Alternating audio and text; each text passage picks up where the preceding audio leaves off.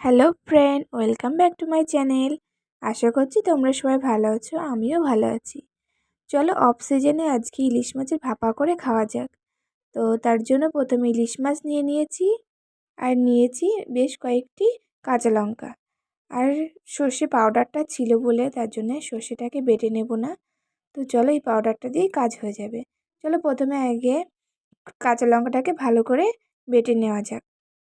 Of সিজনে ইলিশ তো একটু টেস্টটা অন্যরকম ছিল। তো বন্ধুরা দেখো, আমি লঙ্কাগুলোকে ভালো করে বেটে নিয়েছি। এবার সর্ষের যে পাউডারটা সেটাকে দিয়ে দিলাম পরিমাণ মতন। তার ভিতরে দিলাম হলুদ, লবণ, অবশ্যই স্বাদ মতন দেবে। তারপর দিলাম কাঁচা সর্ষের তেল। এবার এই পেস্টটাকে ভালো করে মিক্সড করে নিচ্ছি। ভালো করে মিক্সড করে নিতে হবে যেন কোথাও জমাট বেঁধে না থাকে। তো ভালো করে আমার মাখানো হয়ে গেছে। এবার এটাকে ইলিশ মাছের মধ্যে দিয়ে দিলাম। এবার একটা দেখো টিফিন বাটি নিয়েছি। আমার মাছের পরিমাণ অল্প ছিল, তার জন্য টিফিন বাটিটাও ছোটো নিয়েছি। এর ভিতর দিয়ে দিলাম একটু সর্ষের তেল, দিয়ে ভালো করে টিফিন বাটিটার চারি সাইডে মাখিয়ে নিতে হবে, যাতে মাছগুলো যখন সাজিয়ে দেব পোড়া না লাগে বা লেগে না যায়। তো তার জন্য এবার চলো ইলিশ মাছগুলোর গায়ে ভালো করে মশলাটাকে মাখিয়ে নেওয়া যাক। তো দেখো আমার মাখানো হয়ে গেছে। এবার এক একটা করে মাছ পাতিয়ে পাতিয়ে ভালো করে টিফিন বাটির ভিতরে সাজিয়ে দিতে হবে, যেন যেন একটার পরে একটা মাছ ভালো উঠে না থাকে। সব কটা মাছ যেন টিফিন বাটির গায়ে দিয়ে ভালো করে পাতিয়ে দেবে, তাহলে কি বলো তো ভালো করে বেশ জালটা হবে।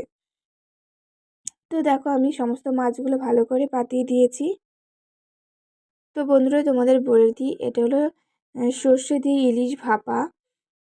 অনেকে অনেকভাবে রান্না করে, আমরা এইভাবে রান্না করি। তো চলো বন্ধুরা দেখতে থাকি। এই সর্ষে বাটার ভিতরে 2 কোয়া রসুন দিলে ভালো হয়, কিন্তু রসুন দিইনি কারণ আমার যা খেতে পারছে না না তার জন্য রসুনের গন্ধটাও সহ্য করতে পারছে না। চলো মাছগুলোকে ভালো করে পাতিয়ে দেওয়ার পরে বাটিতে যেটুকু মশলা ছিল উপর থেকে ভালো করে দিয়ে দিলাম। এবার চেরা কাঁচা লঙ্কা দিয়ে দিয়েছি 3টে। দেওয়ার পরে উপর থেকে আরও 1 চামচ সর্ষের তেল ছড়িয়ে দিচ্ছি, যাতে ঝাঁঝটা বেশ কড়া হয়, বেশ খেতে ভালো লাগবে। এবার টিফিন বাটির মুখটা ভালো করে আটকে দিলাম। এদিকে দেখো কড়াইতে জল বসিয়ে দিয়েছিলাম, জলেও জাল উঠে গেছে। এবার গ্যাসটাকে সিমে দিয়ে এবার বাটিটাকে ভালো করে বসিয়ে দিলাম। বসিয়ে দেওয়ার পরে আবার গ্যাসটা ফুল স্পিডে দিয়ে দিতে হবে, তাহলে জলে যে টকবক করে ফুটছে ভাপটা বেশি উঠবে। তাহলে এবার একটা ঢাকনা দিয়ে ভালো করে ঢেকে দেওয়া যাক, যাতে বাষ্পটা বাইরে না বেরায়, পুরোটাই ভেতরে থাকে, মাছটা ভালোভাবে সেদ্ধ হবে। তো এইভাবে আমি প্রায় 20 মিনিট মতন রেখেছি। তো দেখো আমার জলটা পুরোটাই টেনে গেছে।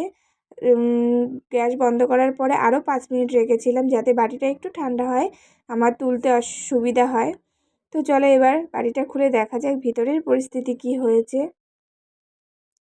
তো তোমরা যখন খুলবে খুব সাবধানে খুলো, কারণ গ্যাসটা পুরো বসে রয়েছে, অনেক ভাপটা আসতেও পারে গায়ে, তো তার জন্য। তো দেখো বন্ধুরা আমার সর্ষে বাটা ইলিশটা ভাপা কেমন হয়েছে অবশ্যই তোমরা বলো। দেখতে কিন্তু অসাধারণ হয়েছিল, আর খেতেও খুব ভালো হয়েছিল। ঝাঁঝটা একটু বেশি হয়েছিল, সর্ষে আর সর্ষের তেলের ঝাঁঝটা খুব তীব্র হয়েছিল, তার জন্য খেতেও সুস্বাদু হয়েছিল। তোমরা ওইভাবে করে খেয়ে দেখো, অনেক ভালো লাগবে। আর আমার ভিডিওটা ভালো লাগলে অবশ্যই একটা কমেন্ট করতে কিন্তু ভুলো না।